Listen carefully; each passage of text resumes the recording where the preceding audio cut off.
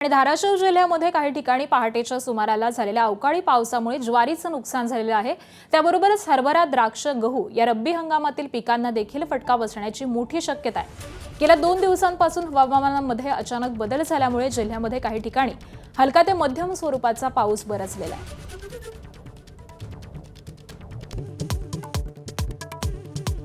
आजपासून महाराष्ट्र विधिमंडळाचं अर्थसंकल्पीय अधिवेशन, अजित पवारांच्या अपघाती निधनानंतर पहिलं अधिवेशन। मुख्यमंत्री फडणवीस सादर करणार यंदाचा अर्थसंकल्प।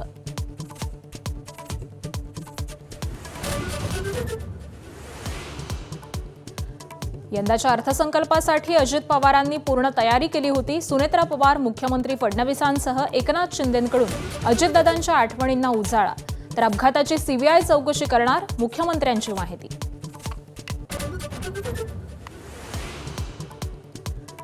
अर्थसंकल्पीय अधिवेशनाच्या पूर्वसंध्येला सरकारच्या चहापान कार्यक्रमावरती विरोधकांचा बहिष्कार। दोन्ही सभागृहात पहिल्यांदाच विरोधी पक्षनेत्या विनाच अधिवेशन।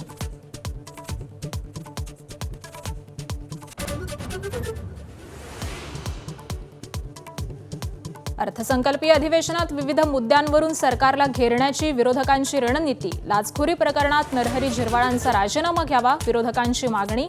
तर पुराव्यांमध्ये झिरवाळांचं नाव नाही, मुख्यमंत्र्यांकडून क्लीन चिट। दिवंगत उपमुख्यमंत्री अजित पवारांच्या सर्वपक्षीय शोकसभेचं मुंबईमध्ये आयोजन। नितीन गडकरींसह फडणवीस, ठाकरे बंधू, गौतम अदानी उपस्थित राहणार, तर तब्येतीच्या कारणास्तव शरद पवार अनुपस्थित। 21 किलोमीटरच्या ठाणे ते आमने समृद्धी महामार्गावरती लागणार 100 रुपयांचा टोल।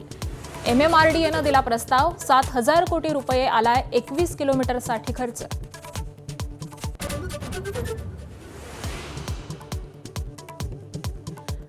डोनाल्ड ट्रम्प यांच्या फ्लोरिडामधल्या फार्म हाऊसमध्ये घुसखोरी, सुरक्षा रक्षकांच्या गोळीबारामध्ये सशस्त्र घुसखोर ठार। गॅस कॅन आणि शॉटगन घेऊन घुसला होता घुसखोर।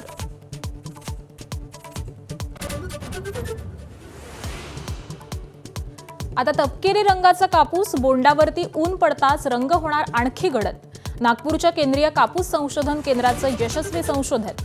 हिरव्या रंगाचंही संशोधन सुरू।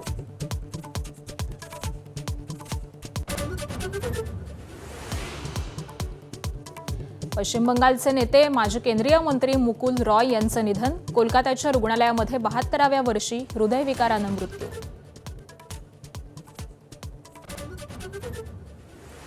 T20 विश्वचषकाच्या सुपर 8 फेरीमध्ये टीम इंडियाला दक्षिण आफ्रिकेकडून पराभवाचा धक्का।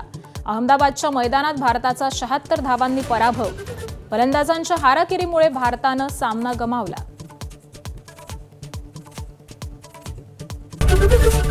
एबीपी माझा, उघडा डोळे बघा नीट।